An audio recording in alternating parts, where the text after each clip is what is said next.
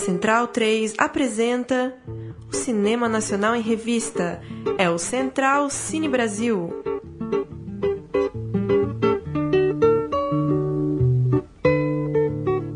Alô, amigo ouvinte da Rádio Central 3, está começando mais um Central Cine Brasil, falando de cinema nacional aqui na nossa Rádio Central 3. Eu sou o Lucas Borges, comigo Paulo Silva Júnior.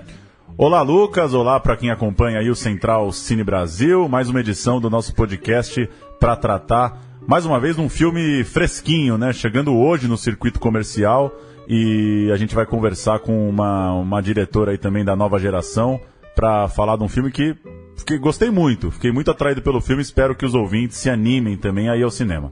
É isso, vamos falar com Júlia Morat, diretora de Pendular, filme que foi exibido no Festival de Brasília, festival que acontece ainda, e filme que estreia nesta quinta-feira nos cinemas do Brasil. Como vai, Júlia? Tudo bom? Tudo bem? Tudo bem, muito obrigado por nos atender. Júlia, obrigado a vocês. Queria que você começasse falando um pouco da carreira do filme, antes da gente entrar no filme propriamente dito. Tem uma estreia legal lá fora, tem os festivais brasileiros agora, tem essa recepção da crítica. Como que você, nessa semana de estreia, que relato você pode dar pra gente dessa carreira do filme até chegar nessa quinta-feira, 21 de setembro? Então, o filme ele estreou em Berlim, né, em fevereiro desse ano, e foi muito emocionante, que lá a gente ganhou o prêmio da crítica, o prêmio Cipresse. E aí depois ele já foi para vários lugares, assim, já foi para os Estados Unidos, para Nova York, no MoMA, para Seattle, foi para Taipei, foi no Uruguai. Então é muito interessante, assim, a gente vê várias culturas diferentes vendo o filme, como cada cultura vai assimilando, assim. Mas essa semana tem um gostinho especial, que é a estreia em casa, né? E em quantas salas, que tamanho que está sendo essa estreia? A gente entra em 25 salas, 27 salas, eu acho. Legal. Em 12 cidades. E falando agora sobre o filme, eu gostei muito do filme, ele me chamou muita atenção. Um filme que eu não consigo encontrar tantos semelhantes assim no cinema nacional atual. Eu queria que você falasse um pouco da relação com o trabalho da Marina Abramovic, como que casa uma fotografia tão arrojada, tão interessante, com todo esse contexto de performance, de objetos de exposição, de artes plásticas. Como que casa? Como que você consegue explicar, talvez para um público leigo, o que vem primeiro e como que essas coisas se conversam? Então, na verdade, a relação com a obra da Marina... primeiro que eu sou apaixonada pela obra dela e do Lai, assim, nos anos 70, e uma obra que me influenciou muito na vida, assim. E especificamente essa performance de Mara Red Kennedy, é uma performance que ela e ele fizeram em 70, onde cada um dos dois está segurando um arco e flecha, e a flecha está apontada para o coração dela.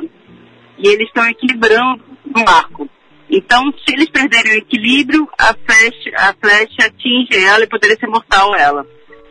E para mim isso era uma simbolização do amor muito forte. A ideia de que você precisa procurar um equilíbrio, procurar uma balança, senão aquele amor, aquela relação pode ser mortal. E então, na verdade, a relação do filme com a Marina e com essa obra, ela vem nesse sentido mais conceitual, que foi a partir dessa ideia que a gente desenvolveu a história. E a relação desse casal, o casal protagonista do filme, no momento que a gente tem debatido muito gênero, muito protagonismo feminino no cinema, você também, uma diretora mulher, com a parceria de roteiro com outro homem, que esse peso do debate de gênero que a gente vive nos dias de hoje, como que isso está impresso no filme para você? Considerando que, enfim, as críticas e a forma que as pessoas podem ver, pelo que eu andei lendo, muita gente acaba destacando isso, né? Tá muito, tem Como Nossos Pais, da Laís Bodansky, agora também no cinema, que trata muito dessa relação do marido com a esposa. O que é essa questão para você? Qual que é o tamanho dela no filme para você? Então, eu acho que primeiro de tudo, eu estava olhando os números agora, que ano passado só 17% dos filmes brasileiros lançados no cinema foram dirigidos por mulheres, né?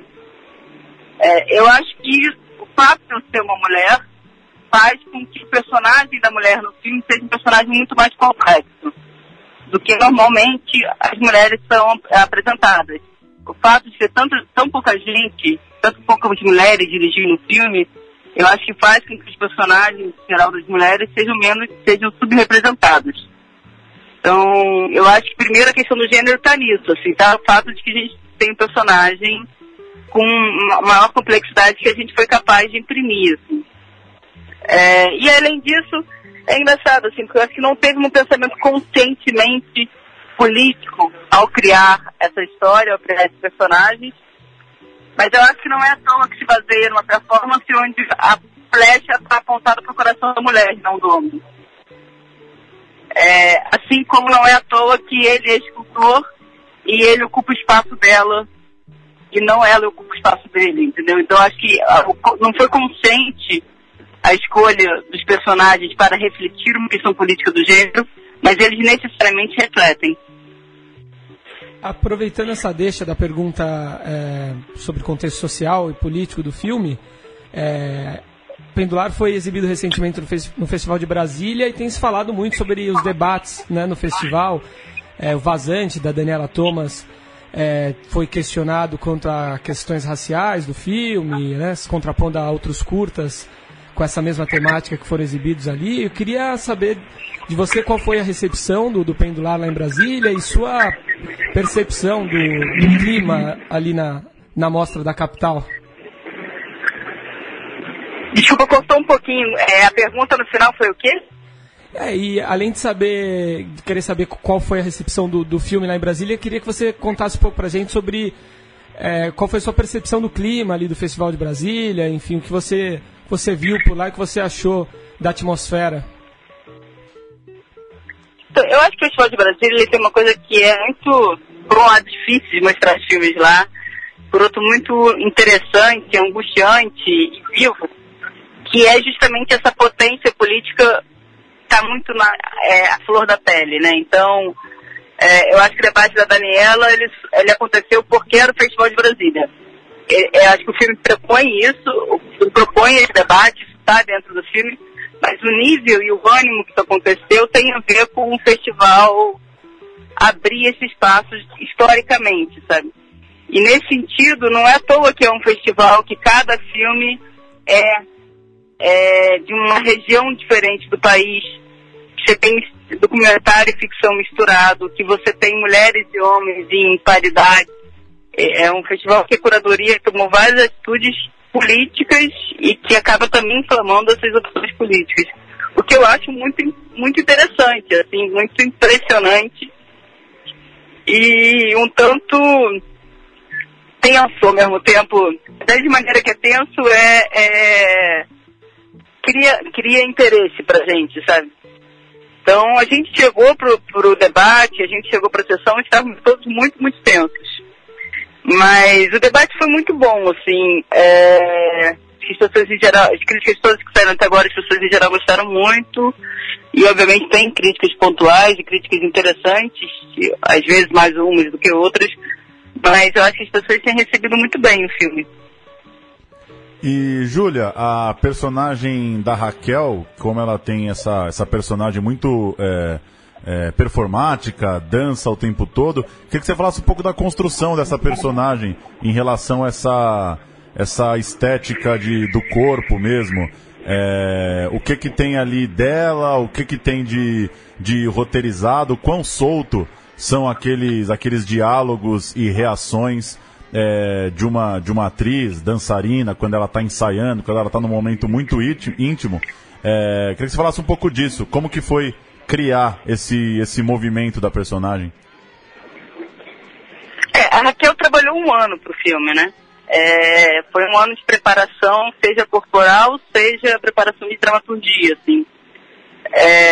Então ela realmente teve uma dedicação gigantesca e a gente trabalhou muito, muito a parte de corpo, a parte de dança, a parte de construção das coreografias e justamente o jeito que a gente trabalhou essas coreografias foi de considerar que a gente estava criando verdadeiramente uma performance e que a gente apresentaria ela num teatro. E com isso a gente se colocou, a Raquel, né, que são os dois performers, eu e Flávia, que é a coreógrafa, a gente se colocou esse objetivo e essa tensão, e eu ia acompanhando o processo e tentando absorver isso para dentro do roteiro e para dentro do filme. E eu acho que é um pouco o método que eu tenho de trabalhar com ator, assim, que parte muito da improvisação.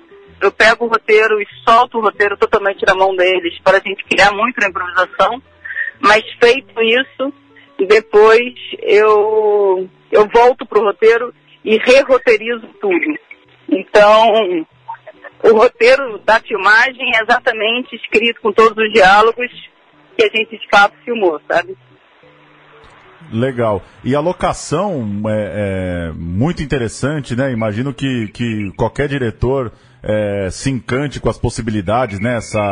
Essa imagem de um lugar um pouco, com uma estética um pouco de talvez estar abandonado, estar em fase de ser reabilitado, revivido. E o filme tem essa localização geográfica, por mais que isso não é exatamente colocado assim no filme, ali da zona portuária do Rio. O quanto isso importa para você? Eu confesso que deixei a sessão com a sensação de um filme muito universal. Por outro lado, imagino que as pessoas, principalmente quem é do Rio, pode ter essa relação um pouco maior de saber que essa história se passa também, tem também um peso político de ter artistas ocupando de fato uma região da cidade. Quanto que isso pesou para você? Qual que é o tamanho disso na história para você? Eu acho que o espaço ele é um personagem no filme, né? Esse espaço específico que a gente filmou era um edifício que estava de fato abandonado há 30 anos. Então, por um lado, era muito interessante visualmente, era muito complexo, né? Você tem vários lugares que parecem meio diferentes dentro de um único espaço, mas ao mesmo tempo era muito árduo filmar lá. Porque de fato ele estava abandonado, então ele tinha uma quantidade de sujeira, uma falta de água, que tornava tudo muito inóspito. Então foi difícil a relação com o espaço. Assim, na semana anterior eu até achei que eu tinha errado a locação. Mas depois que a gente filmou, enfim, a gente conseguiu sobreviver a toda a sujeira, o que eu te diria é o seguinte: eu acho que o filme ele é sim muito universal, né, no sentido que são dois artistas e a relação desses dois artistas, num espaço que, nesse processo de ocupação de espaço, que é uma coisa que acontece no Rio, mas que acontece, né, em diversos lugares do mundo.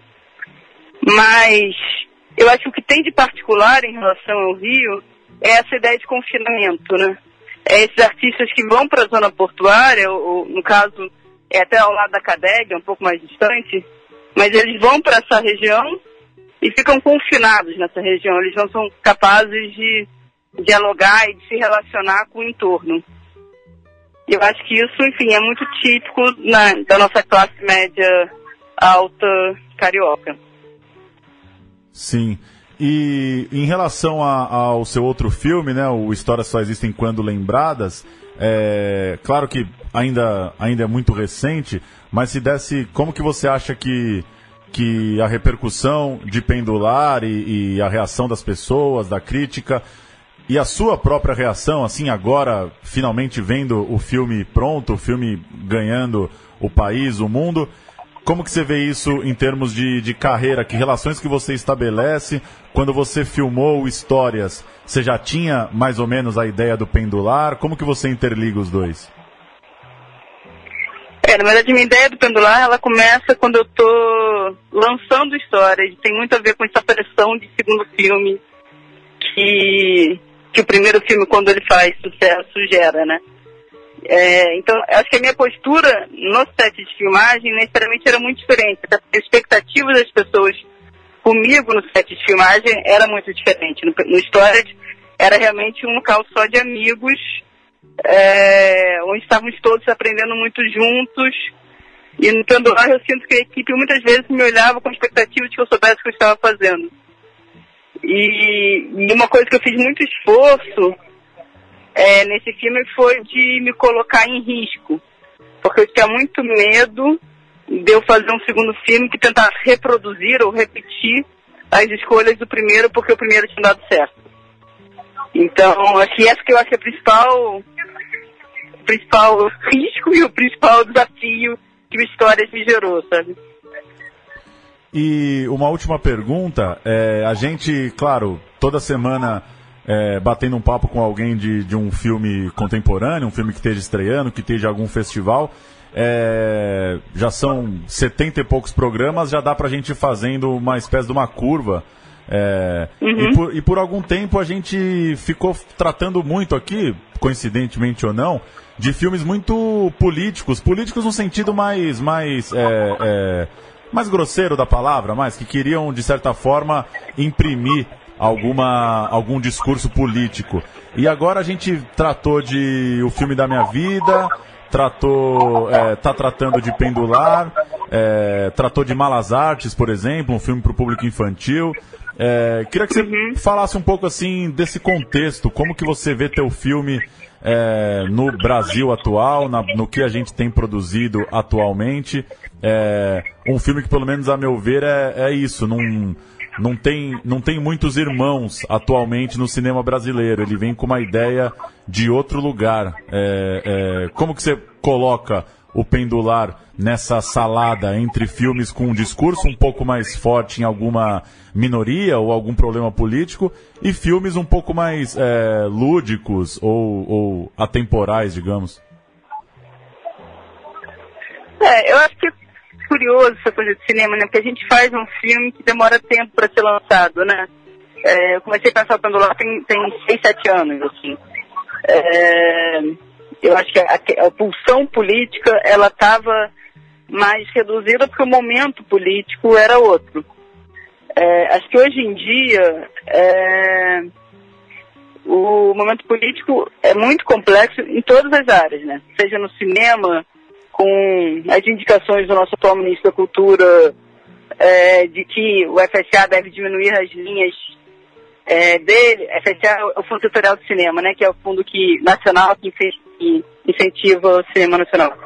E que ele deveria, então, diminuir as linhas, seja o discurso dele de que deveria envolver dinheiro e o objetivo deveria ser exclusivamente um objetivo comercial. Enfim, todas as indicativas que a gente tem do caminho do cinema são muito ruins.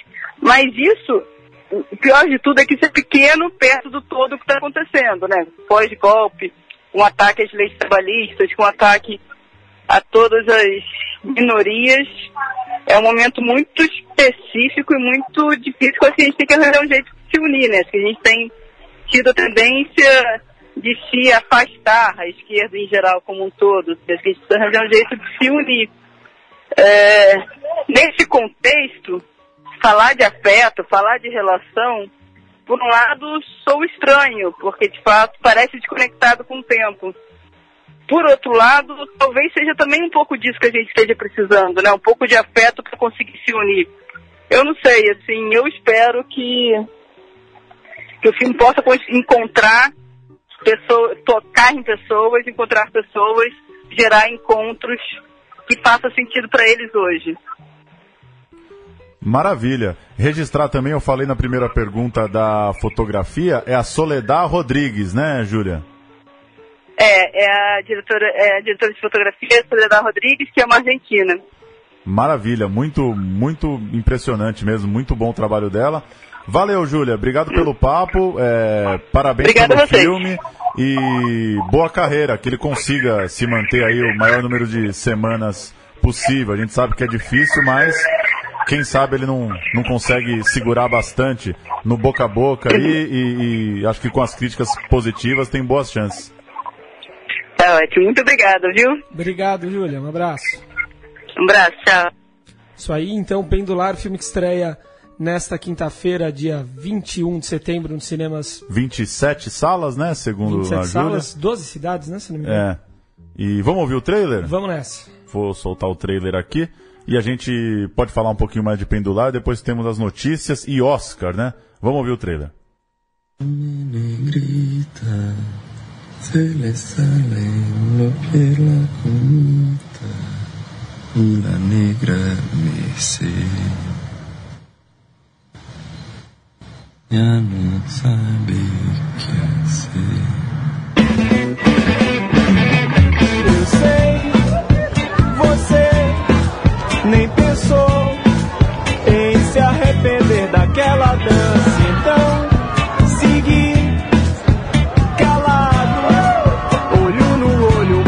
acanhado, seu caminho é um carnaval, o meu não é um só raiar. Aquela linha cor de laranja é o quê, hein? Para dividir. Pra dividir o quê? Minha área de trabalho da dela.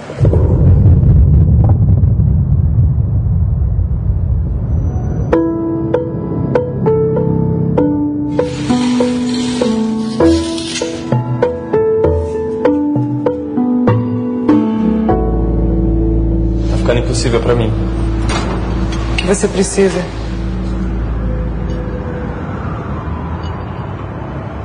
Um pouco mais de espaço. Será que a gente vai ver alguma coisa sua? Tá perguntando como amigo ou como crítico? Um pouco dos dois. Bom, pro crítico eu diria que tô fazendo uma coisa incrível. Pro amigo? Pro amigo eu diria que eu não tenho a mais pálida ideia do que eu tô fazendo.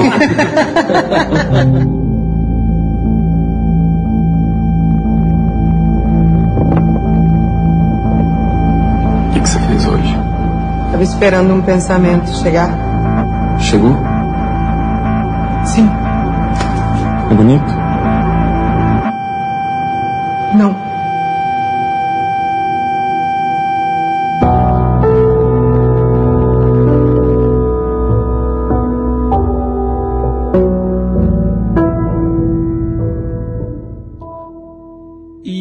Nesse dia 15 de setembro foi escolhido o filme brasileiro que vai disputar uma das 5 vagas que concorrem ao Oscar de melhor filme estrangeiro. E o escolhido foi Bingo, O Rei das Manhãs. E você estava lá na Cinemateca Brasileira para o anúncio, né, dessa premiação, dessa escolha. Pois é, o anúncio estava marcado para as 11 e a informação é que o comitê ali, os 5, 6 responsáveis, iam se reunir 9h30, 10, e acabou atrasando uns 40 minutos, segundo eles, por dificuldade mesmo de chegar num nome. O discurso foi meio parecido de todos os membros, de que eles tentaram, primeiro, não pensar muito com a cabeça da academia, tentar fazer uma escolha o máximo possível ligada ao impacto que o filme gerou mesmo. Claro que é muito difícil isso, né? É inevitável você pensar como que o filme vai chegar lá nos Estados Unidos.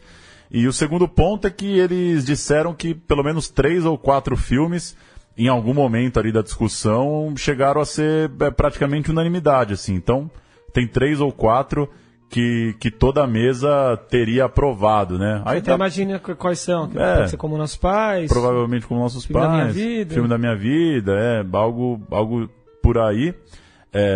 O que dá pra gente falar é que o Daniel Rezende tem uma experiência já, né? Teve lá com Cidade de Deus e tal. É um dos jurados, né, do Oscar, né? Sim, provavelmente isso pesou em alguma instância. E não sei, pensando agora, no programa da semana passada, a gente acabou falando muito de Como Nossos Pais. Acho que você só falou do Bingo, né?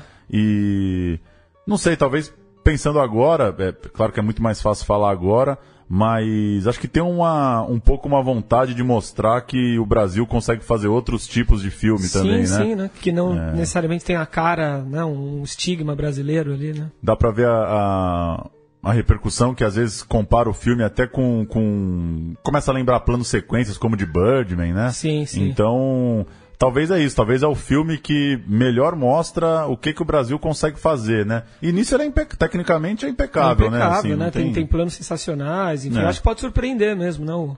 Sim. O norte-americano. Você tem uma audição aí de um dos integrantes do... Tem o David Schurman, que fez o filme que foi escolhido no ano passado, O Pequeno Segredo.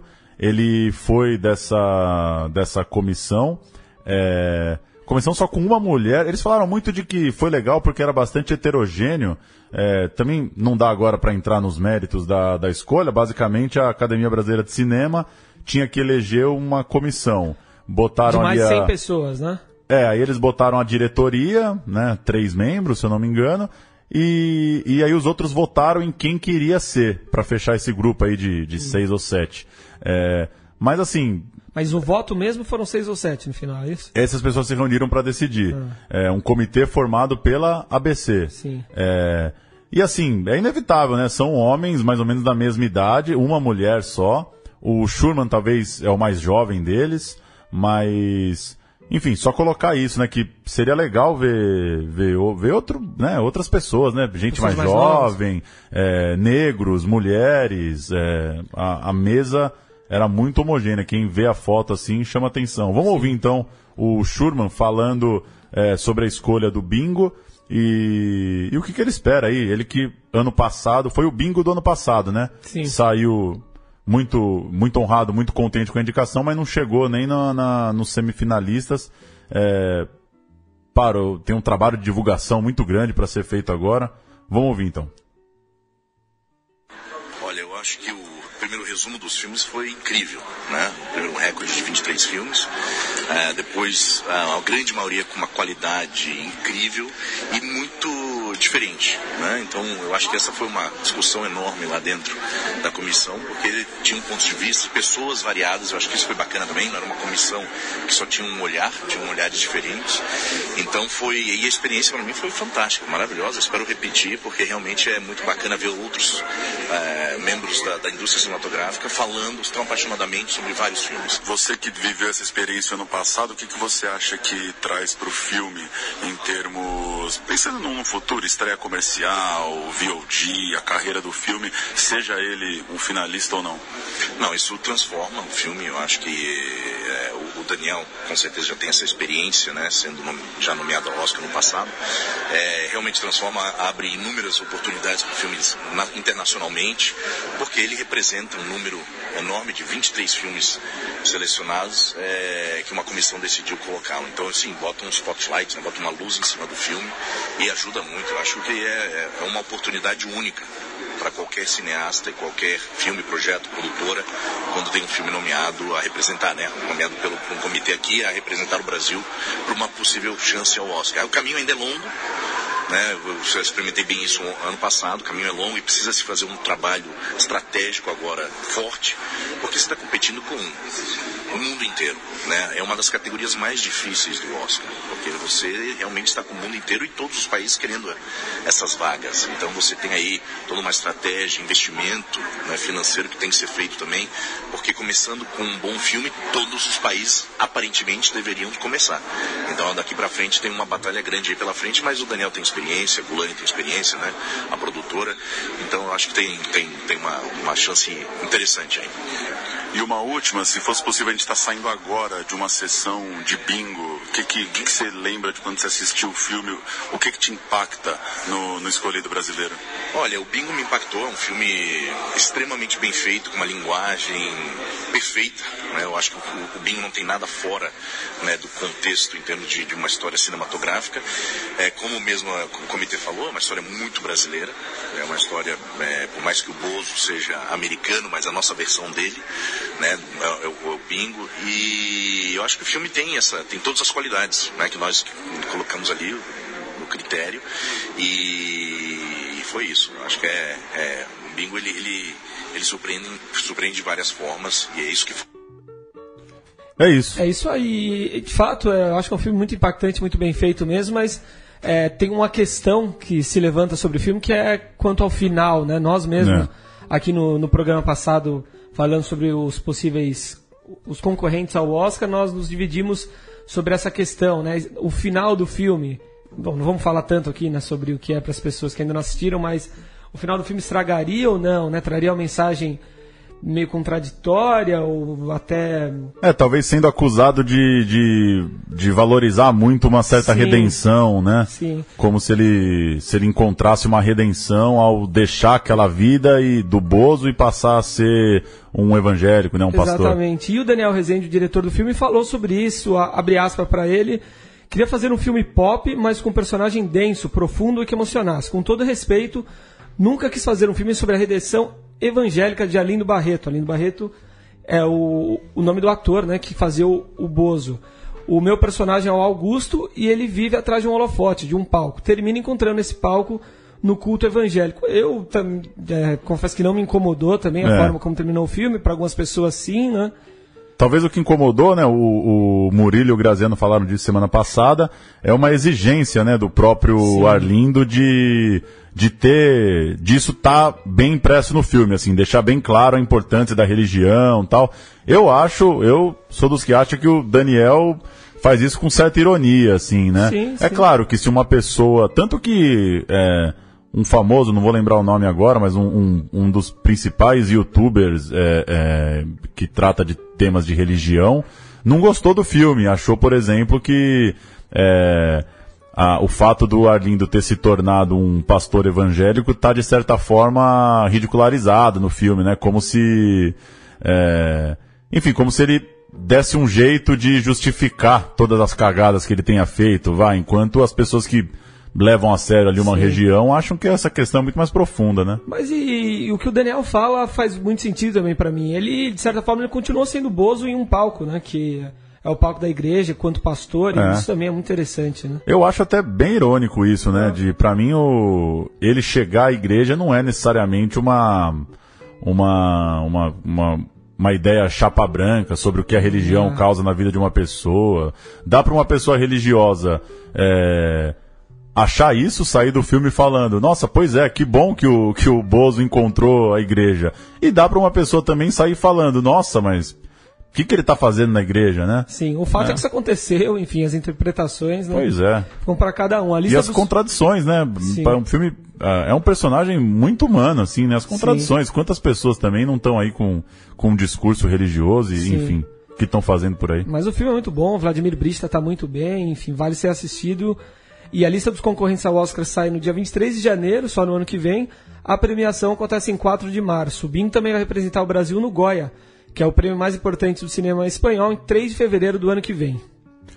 Tem entre os dias 21 e 27, começando então hoje, quinta-feira, acontece o Feed Dog Brasil, Festival Internacional de Documentários de Moda, na Cinemateca Brasileira, aqui em São Paulo. A entrada é gratuita, a mostra tem 13 títulos nacionais e internacionais, com temas que envolvem o mundo da moda, como luxo, comportamentos, sustentabilidade, relações de trabalho, debates, oficinas, exposições de fotos do acervo da agência Photosite. Tudo isso nesse Feed Dog Brasil.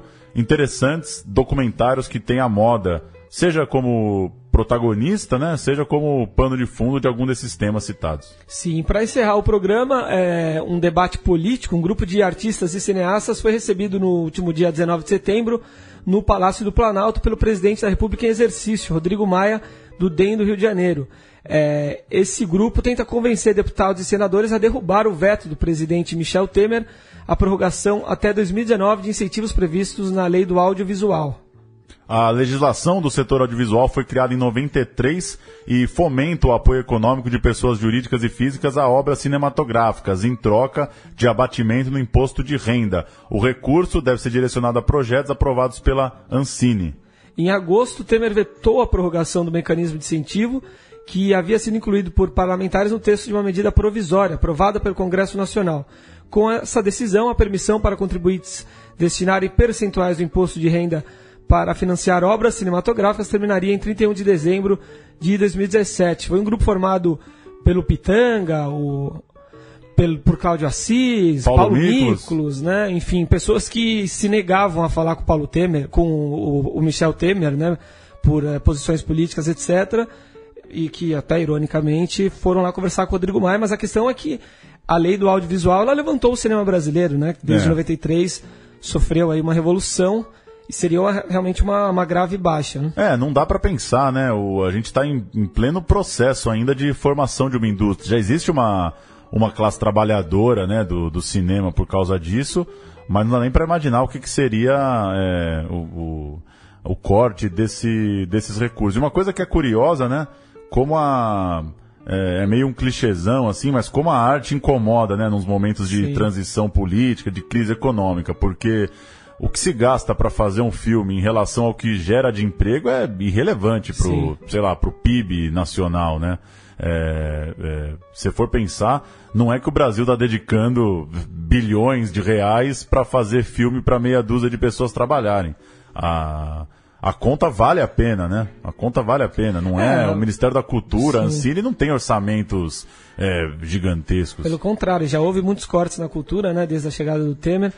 A impressão que dá é que é uma rixa mesmo, né? Com a cena cultural, que tem suas posições mais à esquerda também, enfim.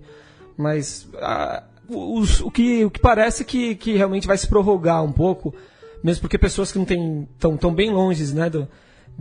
Dessa ala mais à esquerda e bem longe de ter amizade, né, de ter simpatia com a área cultural, estão defendendo. Romero Jucá, por exemplo, já deu suas declarações a favor da manutenção, o próprio Rodrigo Maia, enfim. A tendência é que se mantenha assim, esse incentivo, né? E é uma coisa muito própria de... Não sei se uma sociedade imatura, não sei direito o que dá para chamar, né? O Chico Malta, né, o nosso amigo aqui da Central 3, que sempre diz isso, né? Ele estudou em colégio francês, tem uma relação muito próxima com a cultura francesa, e a direita, os conservadores na Europa, eles gostam de arte, né? Sim. E de cultura, né? A elite do Brasil não. Pois é, a gente vive uma elite que tem raiva dos filmes, né? Filmes que custaram R$1 milhão, né? Um filme que o Brasil lança 120, 130 filmes por ano. Vários deles independentes, feitos na raça, né? Então... É uma visão muito imatura, né? Da cultura mesmo, que é dinheiro jogado fora e de que tem que se ocupar de coisas mais relevantes, né? Sendo que cultura também é uma economia que gera dinheiro, movimenta dinheiro, enfim.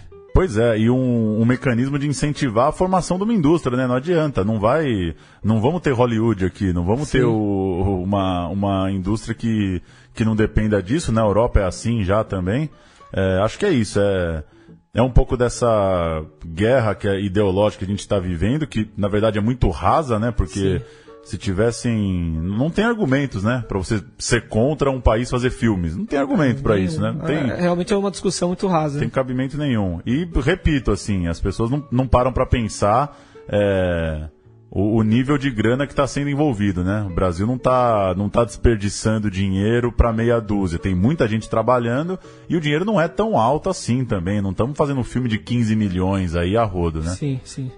É isso, né? É isso aí. Vamos nessa, encerrando o programa. Até semana que vem. Assistam Pendular nos cinemas a partir dessa quinta-feira. Outras estreias, né? Tem Deserto, que a gente falou semana passada, As Duas Irenes. Vamos ver se a gente traz algum desses aí na semana que vem. Isso aí, um abraço. Valeu!